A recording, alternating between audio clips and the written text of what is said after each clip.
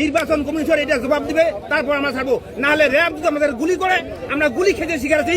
আমরা তো ভারতের নাগরিক না, এখন আমরা মোড়া আর বাঁচার কোনো আমাদের ফ্যাক্টর নাই। যদি ওনারা আমাদের গুলি করে, আমরা রাজি আছি, তবু আমরা এখান থেকে এক চুল হেরবো না। আপনার কি ভুল হয়েছে? কি ভুল? আমার নাম আশরাফুল, লিখে রাখছে আয়রাফুল, ঠিক আছে। আমার ছেলের বউ ঠাকুরদা আছে, তার বাবা আছে, তার মেয়ের যদি ভোট না থাকে, 4টে গোষ্ঠীর ভোট আছে, তার মেয়েটা যদি না থাকে, স্কুল পড়ে, এই ভোটপাড়ি স্কুল পড়ছে, উচ্চ মাধ্যমিক 11-এ পড়ে। আপনাকে হিয়ারিং এ ডাকছিল না? হ্যাঁ, হিয়ারিং এ ডাকলে ওই যে নানা রকম নথিপত্র নিয়ে গেল, ওরা মানে অনেক রকম নথিপত্র নিয়ে যায়, মানে হবে না, হয় নাই। ওই যে এখন বলছে নাম কাটা গেছে, বাংলায় বলে কি, ইংরেজিতে বলে ডি ভোটার, আর বাংলায় মুছে গেছে, ইংরেজিতে বলে বাংলায় মুছে গেছে, তাই না? বাংলায় মুছে গেছে আর ইংলিশে বলে ডি ভোটার।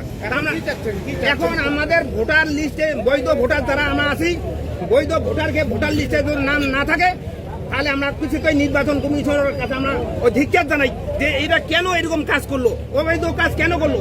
আপনারা দেখেন, এখানকার লোক জিজ্ঞাসা করেন আমরা কি এখান থেকে বাংলাদেশ থেকে, বললাম 5টা গোষ্ঠী এখানে আছি, তাহলে আমাদের ঠাকুরদার যেখানে মারা গেছে, আমরা কি করবেন এখন? কি করবেন এখন? আমাদের ভোটার লিস্ট যেটা আমাদের ভোটার লিস্ট, সেটা যদি সংশোধন করে আমরা ভোট দিতে পারি, তাহলে আমরা মানবো। নাহলে আমরা আগামী দিনে বৃহত্তর আন্দোলনে নামবো।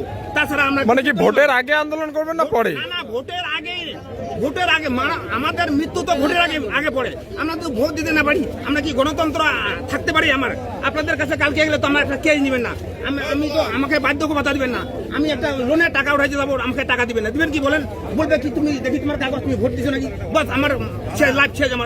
আমাদের লাইফ শেষ, তাহলে আমার লাইফটা রাস্তায় আপনারা আমাদের পিছিয়ে দিয়ে যান, গুলি করে যান, তাহলে আমার আর কোনো চিন্তা নেই। আপনার নাম? আমার নাম আশরাফুল হক। আপনার বাড়ি? পশ্চিম হারমতি।